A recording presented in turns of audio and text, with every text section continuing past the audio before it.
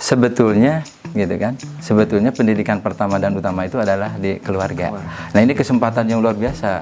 Satu-satunya alat yang pemersatu untuk pendidikan adalah pesantren. Di dalam pesantren kan kita ada nilai-nilai yang harus dijunjung. Apa namanya, undang-undang pesantren itu harus dilaksanakan dengan sebaik-baiknya. Apalagi kan Kabupaten Tasikmalaya itu adalah kota santri gitu kan. Ada pertanyaan Pak, pertama satu, pendapat Bapak tentang anak muda yang berorganisasi sampai lupa belajar bagaimana Pak? Nah itu. Untuk menyongsong masa depan apa yang sudah disiapkan? Coba Anda berapa buku 1 bulan yang diselesaikan dibaca? Ya? Berapa? Ketua Ibnu ini? Dan sekarang baru 1 Pak. 1 bulan. Itu udah mending. Kenapa hari ini misalnya lulusan SMK itu banyak pengangguran? Terbesar lulusan yang sekarang adalah dari lulusan SMK. Kenapa?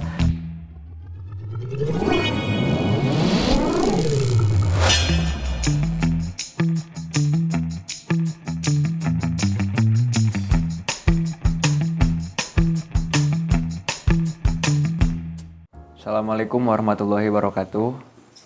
Bertemu dengan saya Husni Mubarok dalam program Ngobrol Bareng Tokoh di YouTube LPP Ibnu Tasikmalaya. Saat ini kita dalam program Ngokoh ini spesial Hari Pendidikan Nasional. Kita bersama narasumber kita yaitu Bapak Dr. Andes Kiai Haji Acep Adang Ruhyat. Beliau adalah anggota DPR RI Komisi 10 Komisi Pendidikan dan juga Khatib Syuriah PBNU dan juga merupakan Dewan Kiai di Pondok Pesantren Cipasung. Assalamualaikum Pak Kiai. Waalaikumsalam. Bagaimana kabarnya Pak Kiai? Alhamdulillah sehat. Dalam saat ini aktivitasnya mungkin kebanyakan di rumah ya Pak? Iya. Pertama kita memang selaku wakil rakyat, anggota dewan tetap meskipun dalam kondisi apapun kita harus melaksanakan tugas. Meskipun ada di rumah tetap kita melakukan kegiatan rapat melalui daring, media online, dan juga kegiatan-kegiatan lain yang tentu saja kita bisa membantu masyarakat dalam kondisi sekarang ini. Kalau dihitung-hitung sudah berapa minggu pakai di kegiatan bekerja dari rumah ini? Kita terakhir di Jakarta itu tanggal 29 Februari ya. Jadi hampir 2 bulan di sini. Hampir 2 bulan. Mudah-mudahan pandemi ini cepat selesai dan mudah-mudahan kita semua diberi kesehatan. Amin, amin, amin, amin. Pak Kiai, untuk saat ini kita tentu menjadi pengetahuan semua orang ya dalam hal pandemi COVID ini berpengaruh dalam berbagai bidang, termasuk dalam sosial, ekonomi, dan juga dampaknya terhadap pendidikan. Baik di pendidikan formal maupun pendidikan yang dikatakan non-formal seperti pondok pesantren, sekarang banyak yang libur dan sebagainya. Kalau kita melihat tema pendidikan kemarin, belajar dari COVID-19, apa sih yang bisa kita pelajari dari COVID-19 ini, khususnya dalam dunia pendidikan? Pertama kita ingin menyampaikan dulu pertama bahwa pada Mei ini kan momentumnya adalah Hari Pendidikan Nasional.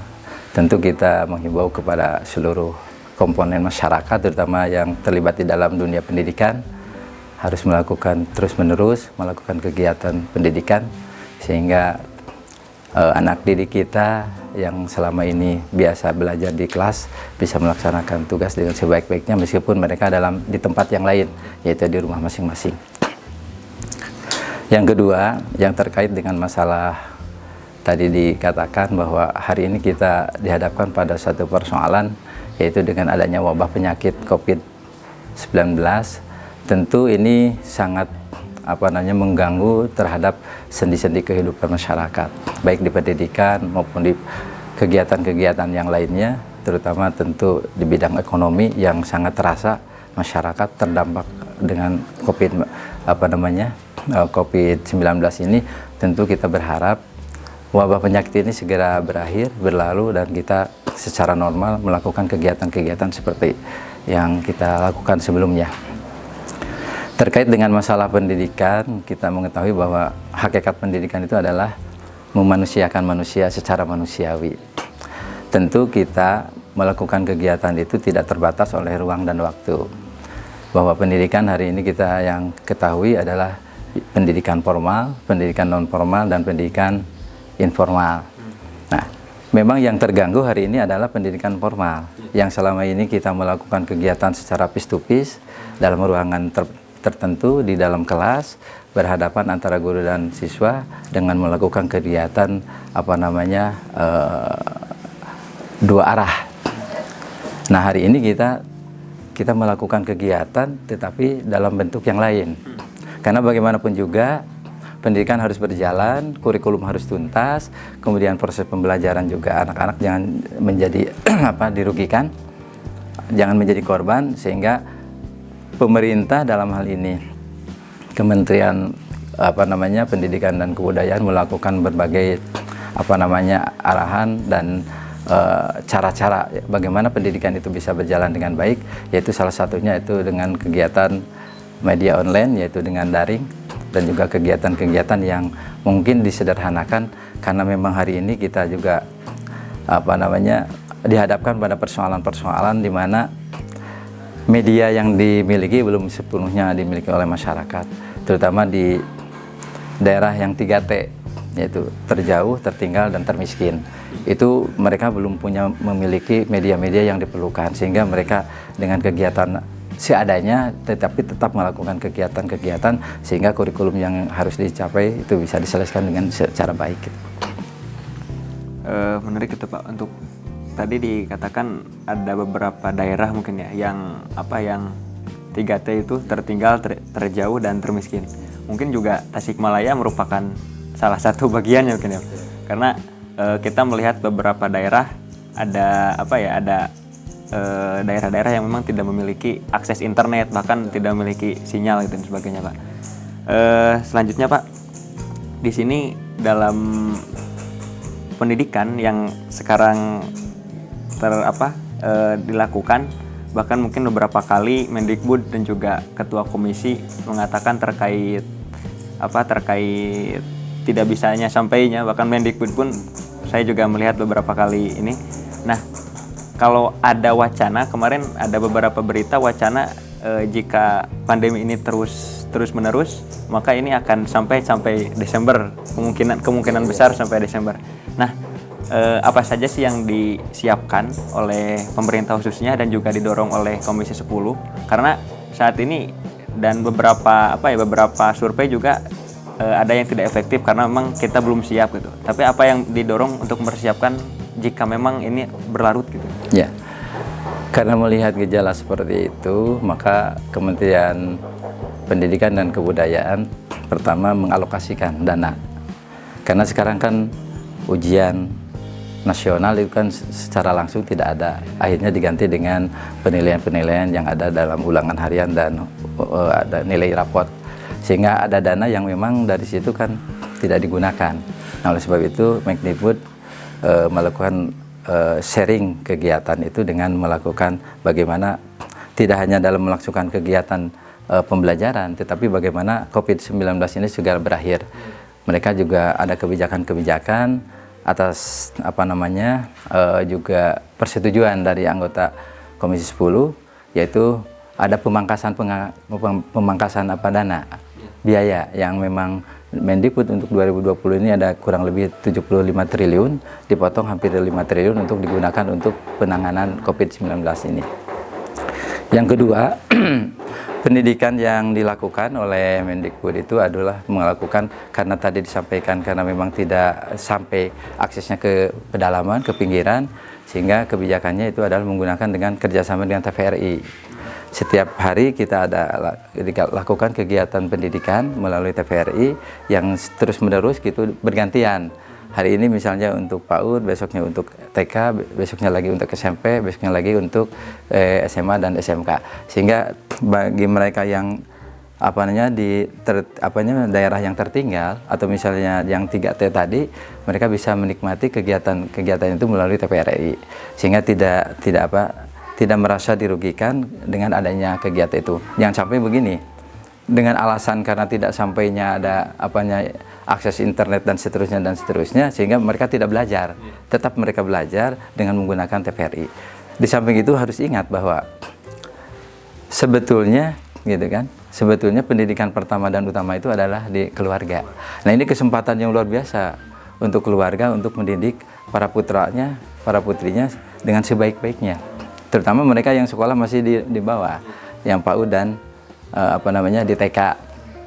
Saya ingat dulu waktu saya sekolah itu tidak ada yang namanya PAUD, tidak ada yang namanya TK. Dulu langsung SMP, langsung masuk SD, nggak ada. Sebetulnya sekarang sangat beruntung bagi orang tua bisa menitipkan anaknya sejak usia 3 tahun dan seterusnya dan seterusnya. Tapi hari ini adalah bagaimanapun juga menjadi kewajiban orang tua untuk mendidik para putranya untuk bagaimana melanjutkan pendidikan yang secara formal di PAUD dan di SD dan seterusnya bisa dididik di rumah masing-masing, sehingga ini akan match apa yang dilakukan di sekolah dengan di rumah gitu. Mungkin juga beberapa orang tua mulai menyadari terhadap mendidik anaknya sendiri mungkin ya. Kalau kemarin-kemarin hanya menitipkan ke sekolah sudah merasa beres kewajiban, kalau sekarang mungkin ya udah. Ya. Padahal kalau dilihat dari sisi waktu juga kan, antara mereka ada di rumah dengan di sekolah banyak di rumah. Ini akan sangat rugi gitu kan bagi orang tua, manakala para putrinya tidak sekolah di tingkat formalnya, kemudian belajar di rumahnya tidak, ini akan sangat rugi. Terutama ruginya bagi anak-anak untuk masa depannya gitu kan. Ini Pak, tadi kita juga sangat menarik ya, mudah-mudahan ya masyarakat, pemerintah juga didorong mungkin oleh nanti dari DPR RI bisa menuntaskan permasalahan yang seperti tadi di daerah-daerah 3T khususnya di Tasikmalaya ini. Ini ada data beberapa guru yang sangat luar biasa Pak, sangat luar biasa inspiratif. Mungkin juga pernah mendengar Pak, ada Pak Apan Fatur Rahman di Madura, Pak Ujang dan Bu Rosita di Garut, yang memang guru-guru ini berkeliling ke rumah-rumahnya, dari rumah ke rumah, dan saya yakin guru-guru di Indonesia ini juga tidak hanya beliau-beliau saja, tapi beliau adalah yang terekspos mungkin oleh media dan sebagainya.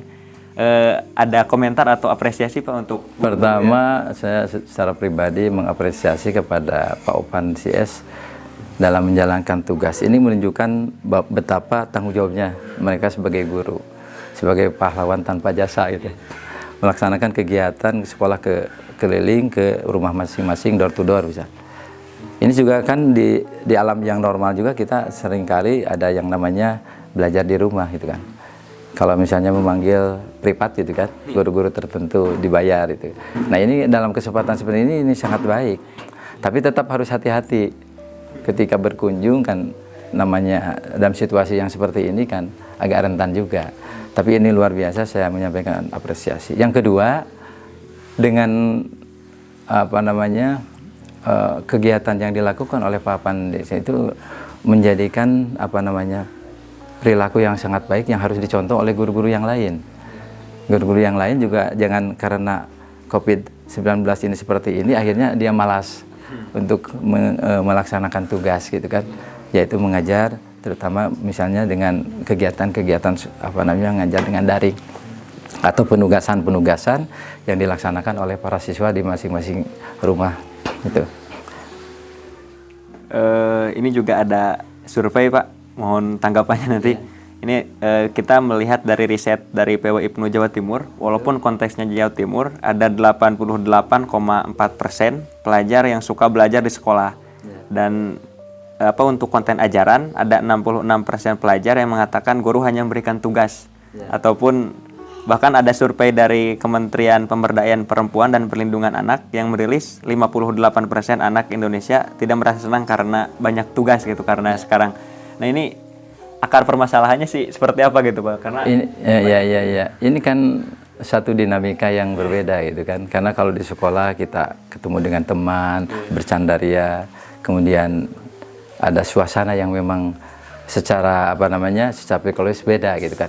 Kalau di rumah kan mereka sehari-hari di rumah, apalagi orangnya yang malas gitu kan, jarang belajar. Tadinya kan hanya belajar itu ketika di kelas, tetapi di rumah dia juga tidak melaksanakan tugas. Itu tentu akan melakukan hal yang sama karena ada kebosanan. Saya sendiri yang kalau rapat-rapat kan nggak begitu fokus, beda dengan rapat di ruangan tertentu, misalnya di Komisi 10, kita perhatiannya karena berhadapan secara langsung. Tetapi kalau misalnya dengan melakukan kegiatan daring kan orang misalnya keluar dulu, mau makan dulu, mau sholat dulu atau apa dan seterusnya gitu kan. Beda gitu, sangat beda ini, karena memang situasinya yang berbeda. Karena memang sekali lagi tadi saya katakan bahwa kalau di sekolah itu kan kita berhadapan dengan gurunya. Kalau misalnya ada orang yang malaung lah katakanlah, kan oleh guru diingatkan, kita nanti belajar atau ditanya, kenapa kamu dan seterusnya. Kalau di sekolah kalau di rumah siapa yang mengingatkan? Kalau misalnya apalagi orang tuanya tidak mengerti ya tentang pendidikan, pentingnya masa depan dan seterusnya, mereka ya acu-acu aja. Kadang-kadang tugas-tugasnya juga ya sebagian dikerjakan, sebagian yang tidak dikerjakan. Nah malah memang sangat-sangat setuju dengan hasil analisa seperti itu, karena memang suasana proses belajar di kelas dengan di rumah itu sangat-sangat berbeda, sangat jauh berbeda. Kecuali kalau misalnya orang tuanya juga dia sebagai guru gitu kan, itu pasti dia akan sangat bertanggung jawab. Berbeda dengan masyarakat biasa yang sehari-harinya misalnya bertani, sehari-harinya di pabrik dan seterusnya, yang akan berpikir untuk bagaimana mendidik anak dengan sebaik-baiknya di rumah. Malahan dia ya dibiarkan aja mungkin dalam situasi yang seperti itu. Jadi intinya pada saat seperti ini mungkin pendidikan bukan hanya sebatas tanggung jawab guru maupun sekolah ya Pak, tapi ini adalah tanggung jawab kita semua. Dari mulai murid dan juga orang tua yang paling utama. Karena sekali lagi tadi saya katakan orang tua itu adalah pendidik pertama dan utama. Jadi bagaimana kelanjutannya itu tergantung ketika masih dengan orang tuanya gitu kan. Selanjutnya Pak, tadi kita berbicara pendidikan formal mungkin dari mulai TK, SD sampai mungkin perkuliahan ya. Nah sekarang kita berbicara pesantren Pak, karena pesantren ini merupakan instrumen pendidikan yang utama mungkin di negara ini, bahkan usianya lebih tua ya daripada ini, dan menghasilkan juga generasi yang sangat unggul mungkin. Nah Pak, bagaimana peran pesantren dalam pendidikan di Indonesia? Ya, sebetulnya kalau melihat dari dunia kondisi saat ini, justru satu-satunya alat yang pemersatu untuk pendidikan adalah pesantren. Di dalam pesantren kan kita ada nilai-nilai yang harus dijunjung, yang tidak ditemukan di luar. Yang pertama adalah nilai keikhlasan. Semua siswa diharuskan dalam bekerja apapun harus berdasarkan ikhlas, karena ikhlas itu adalah pokok dari segala kegiatan. Ya. Yang kedua adalah kejujuran. Sekarang di luar itu jarang orang yang jujur terhadap dirinya, jujur terhadap orang lain, jujur terhadap pekerjaan. Kenapa banyak koruptor? Itu karena mereka tidak jujur gitu. Nah, kejujuran itu menjadi harga mahal gitu. Itu ditemukan di mana? Di pesantren. Pendidikan di pesantren. Yang ketiga adalah kesabaran. Sabar dalam berbagai hal gitu kan. Kadang-kadang yang di luar itu masalah kesabaran itu agak susah juga. Itu yang paling pokok. Itu yang keempat adalah rasa rendah diri. Ya, rendah hati. Kadang-kadang orang ketika mendapat jabatan atau apapun merasa dia paling pintar, paling tinggi, paling segala. Padahal itu hanya amanah gitu kan. Nah, itu rendah hati dalam aspek apapun gitu kan. Dalam segala kegiatan apapun, dalam posisi apapun, kita harus rendah hati. Yang dalam bahasa lainnya apa? Tawadu gitu kan. Handap asor gitu dalam bahasa pesantrennya gitu. Nah, yang terakhir adalah harus tolong menolong. Nah, ini jarang sekarang dulu ya, kalau pesantren Cipasung mengadakan kegiatan apapun, misalnya termasuk pembangunan, itu masyarakat di mana-mana berbondong-bondong tanpa dibayar.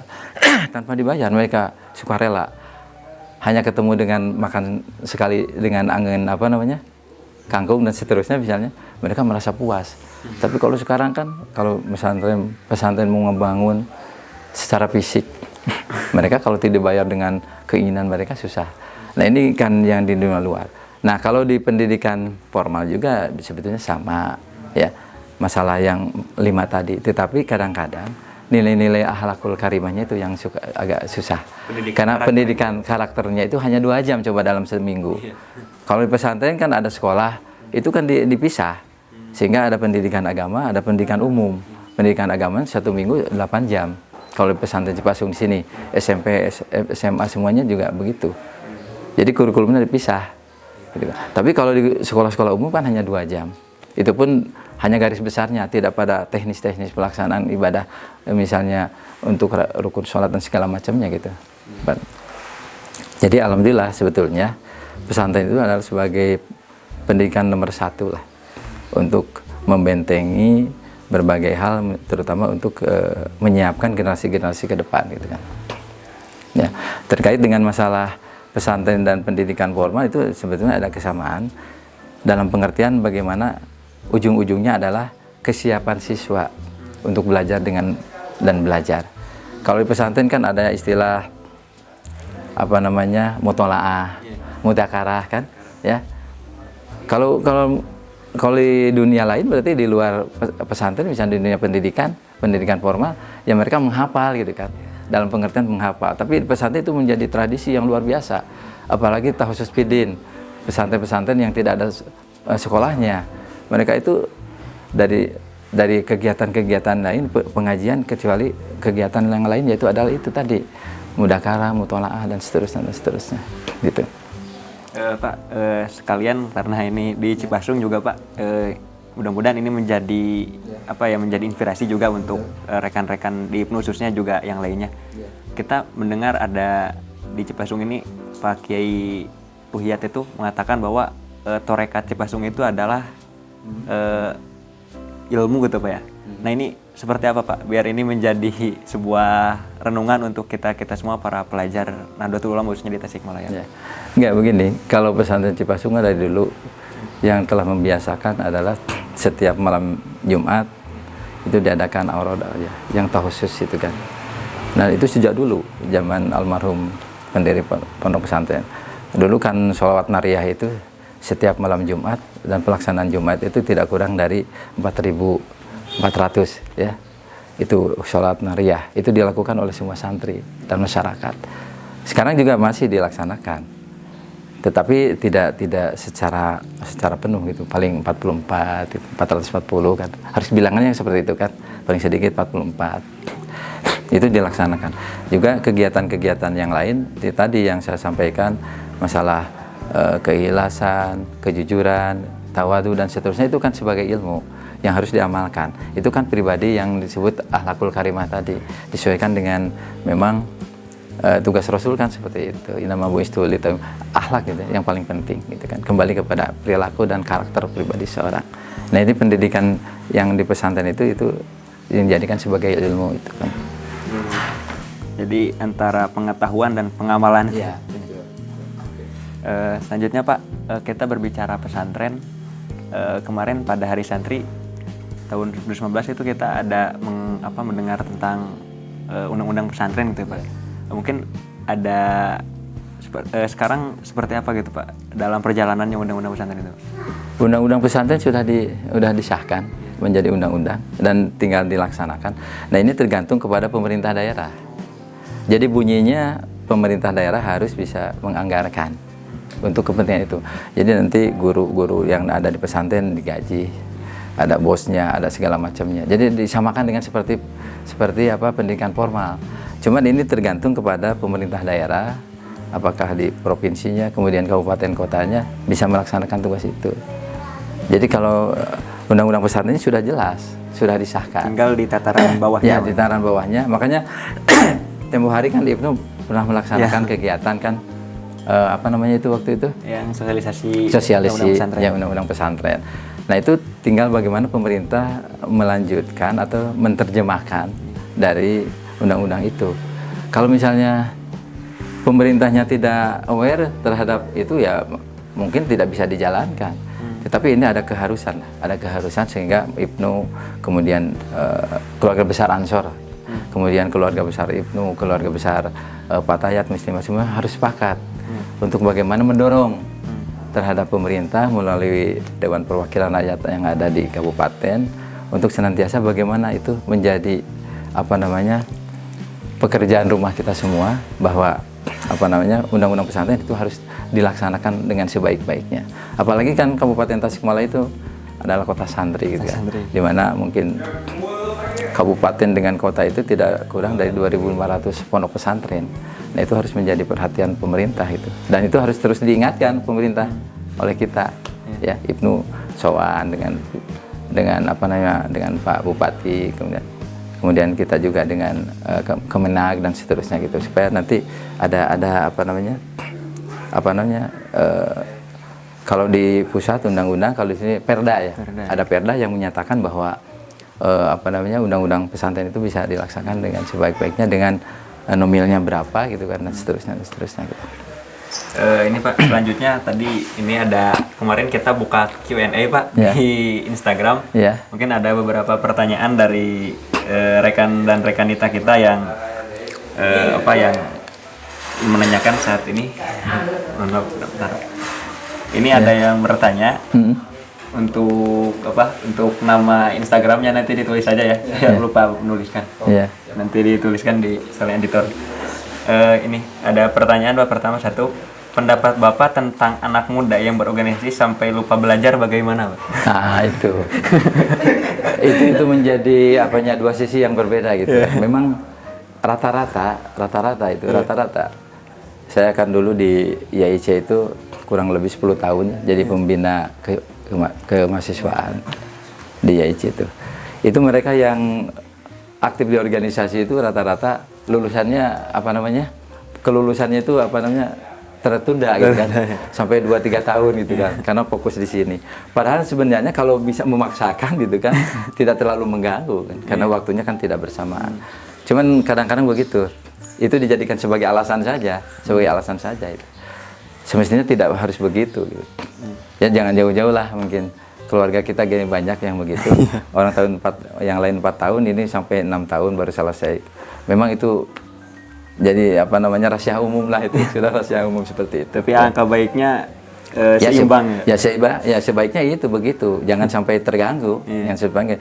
Nah, di sini diperlukan kita mengatur waktu, mengatur waktu mana tugas kita untuk kuliah, mana tugas kita untuk di organisasi, dan duanya memang harus dijalankan dan memang harus kita sukses. Tetapi jangan sampai ada salah satu yang dikorbankan begitu. Dua-duanya penting, tinggal kita mengatur waktunya. Ya, begitu. Karena terus terang saja ya, tokoh-tokoh baik di organisasi kemasyarakatan maupun di tokoh-tokoh misalnya di pemerintahan, itu mereka bermuaranya dari sebuah organisasi. Jarang yang tiba-tiba jadi anggota dewan. Saya kan dulu dari Ibnu dulu, kemudian ketua aktif di PMI, jadi ketua Ansor, ya. Kemudian di KNPI, saya kan itu dari organisasi kan, tidak ujuk-ujuk begitu. Harus ada proses lah, memang itu memerlukan waktu lah gitu. Makanya harus bisa mengatur waktu lah, seimbang lah gitu waktunya. Pertanyaan kedua Pak, ini ada sama dari Q&A tadi, mengenai pendidikan yang diberlakukan saat ini, apakah akan berdampak baik bagi negara atau sebaliknya? Dan sudah sejauh mana persiapan kita menghadapi bonus demografi? Gini, kita dari Komisi 10 sudah merancang merubah undang-undang sistem pendidikan nasional yang sudah cukup lama. Maka undang-undang itu akan kita rubah disesuaikan dengan perkembangan zaman dan kebutuhan kita masa depan. Dan juga undang-undang guru dan dosen sedang digarap untuk bagaimana jadi prioritas pada tahun 2021. Nah, itu akan nanti kita coba untuk semaksimal mungkin untuk menyesuaikan diri dengan. Terus terang saja, Indonesia itu sebetulnya cukup ketinggalan oleh negara-negara tetangga, terutama Malaysia, Singapura. Kita masih di urutan 21 di Asia itu. Sementara Singapura ada di urutan 7, kemudian Malaysia di urutan 14. Padahal mereka dulu banyak mengirimkan guru-guru ke Indonesia untuk belajar tahun 70-an, 80-an. Tapi hari ini memang kita sudah sangat ketinggalan, baik di dalam teknologi dan juga yang lainnya. Nah, ini menjadi penilaian dan memang sekaligus menjadi perhatian kita semua di Komisi 10 untuk bagaimana meningkatkan kualitas pendidik dan seterusnya. Memang itu kuncinya adalah guru. Kan guru itu dengan murid kadang-kadang bedanya hanya 1 malam. Guru menyiapkan materi ini untuk besok, itu ketika disampaikan dia hanya tahunya tadi malam. Nah gitu. Makanya guru itu harus profesional. Jadi memang kuncinya di guru. Kenapa hari ini misalnya lulusan SMK itu banyak pengangguran? Terbesar lulusan yang sekarang adalah dari lulusan SMK. Kenapa? Karena pernah faktor gurunya sendiri yang tidak menguasai. Yang kedua, alat apa namanya untuk praktikum yang fasilitas untuk untuk penelitian untuk kegiatan-kegiatan itu tidak memadai, sehingga banyak pengangguran karena memang mereka mau masuk ke dunia usaha juga susah, ke dunia industri juga tidak diterima karena memang tidak kualifikasinya sangatnya. Jadi ada, kalau bahasa di Komisi 10 ada semacam anekdot itu. Jadi lulusan SMK itu bukan siap untuk mengabdi, siap untuk bekerja, tetapi siap untuk dididik lagi gitu kan. Nah, karena memang tidak siap. Ya. Sehingga sekarang diperlukan misalnya kalau SMK itu menyiapkan guru yang profesional sesuai dengan bidangnya. Yang kedua memang harus disiapkan alat-alat praktikumnya. Misalnya ada yang hanya punya motor satu, padahal yang mau praktik itu ada puluhan ratusan gitu kan, akhirnya nggak semuanya nggak bisa melakukan kegiatan itu gitu. Memang sekarang untuk pendidikan itu terus diupayakan, apalagi misalnya dengan kebijakan menteri yang sekarang ya Mas Nadiem itu kan Merdeka Belajar itu kan. Sebetulnya Merdeka Belajar ini sudah dilaksanakan hari ini karena sudah mulai dikerjakan ya, karena ada COVID ini. COVID ini kan mereka belajar di rumah. Nanti kan untuk mahasiswa juga dari semester 3 itu semester 3, semester 4, semester 5 harus di luar. Tidak tatap muka di ini. Jadi harus lebih banyak di. Jadi ketika mereka sudah lulusan itu sudah siap, benar-benar siap kerja gitu kan. Kemudian iya. Jadi untuk perguruan tinggi itu kan disebutnya kampus Merdeka, sebenarnya untuk SMP, SD dan seterusnya itu adalah Merdeka Belajar. Jadi jangan terfokus pada kurikulum yang kaku gitu kan. Jadi akhirnya karena praktik kurang gitu, kemampuan secara yang lain-lainnya tidak bisa gitu kan. Ya gitu. Jadi memang sekarang sudah dilaksanakan gitu kan, masalah Merdeka Belajar dan kampus Merdeka gitu. Termasuk mudah-mudahan ini kan menjadi sarana untuk menghadapi menyongsong bonus demografi itu ya. Ini saya akan bertanya ya. Sekarang ke mahasiswa ini. Untuk menyongsong masa depan apa yang sudah disiapkan? Begini. Mahasiswa kita, katakanlah pelajar kita dan mahasiswa kita itu kenapa tertinggal oleh negara-negara maju, Jepang dan seterusnya di Eropa dan Amerika? Karena dua hal yang kurang di kita itu. Pertama, budaya membaca, yang kedua budaya menulis. Coba Anda berapa buku satu bulan yang selesaikan dibaca? Ya? Berapa? Ketua Ibnu ini? Dan sekarang baru 1, Pak. 1 bulan. Itu udah mending. Kadang-kadang bukunya banyak, hanya dijajakan, tapi tidak pernah disentuh, tidak pernah dibaca. Nah, ini budaya nulis dan budaya baca itu sangat kurang di kita tuh. Keterbacaan orang Amerika, orang Jepang, itu 1 menit di atas 500 kata.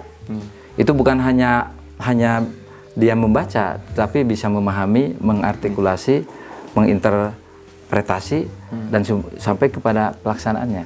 Itu 1 menit di atas 500 kata, sampai 1.000-1.500 kata.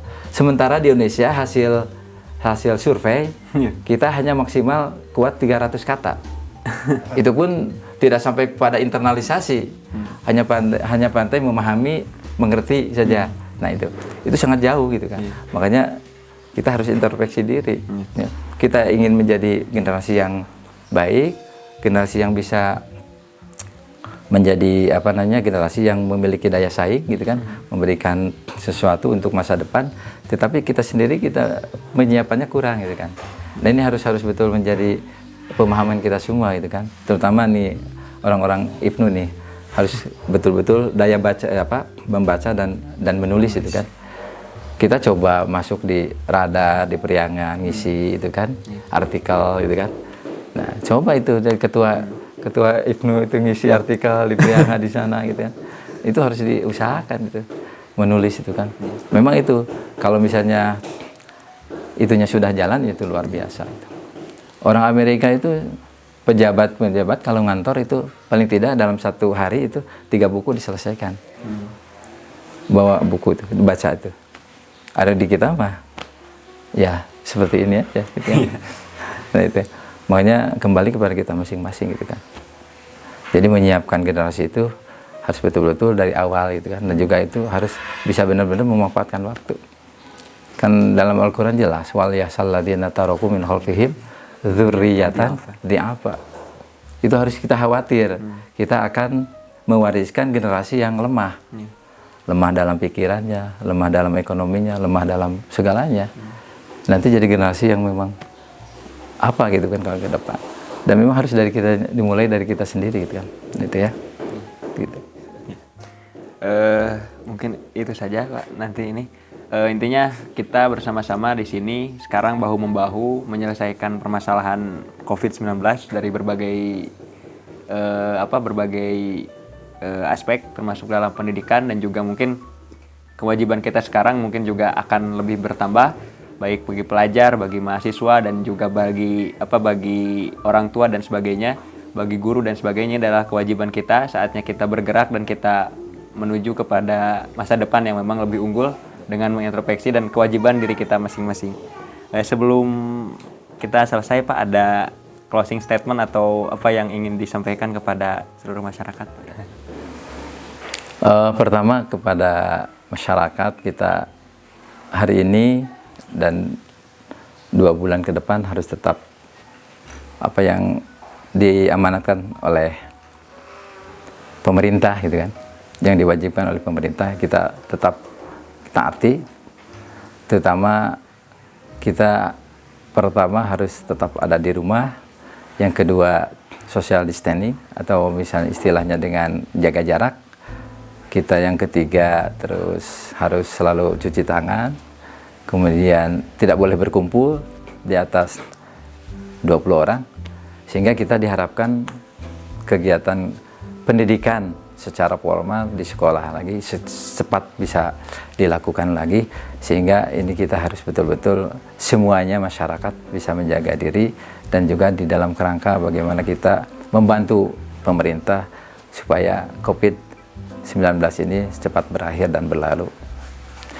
Kemudian yang kedua, saya titipkan kepada orang tua, terutama yang anak-anaknya masih sekolah, baik di PAUD, di SD, kemudian di SMP, harus senantiasa menjadi perhatian Bapak Ibu sekalian, sehingga jangan sampai anak-anak itu tidak belajar di masing-masing rumah, tapi awasi, kemudian juga harus bimbing sebaik-baiknya, baik pendidikan agama maupun pendidikan umumnya, sehingga ketika nanti masuk kepada sekolah lagi dalam pendidikan pelajar formal itu bisa benar-benar melaksanakan tugas dengan sebaik-baik sesuai dengan kurikulum yang sedang dilaksanakan. Terima kasih. Itu saja yang ingin saya sampaikan. Wassalamualaikum warahmatullahi wabarakatuh. Ya, terima kasih kepada Pak Kiai yang telah memberikan waktunya. Alhamdulillah kita juga telah diberikan waktu eksklusif bersama Pak Kiai di rumahnya. Mudah-mudahan kita semua diberi kesehatan dan mudah-mudahan pandemi ini segera berakhir. Terima kasih, sampai berjumpa di episode Ngobrol Bareng Tokoh di episode selanjutnya. Terima kasih. Wallahul muwaffiq ila aqwamit thoriq. Wassalamualaikum warahmatullahi wabarakatuh.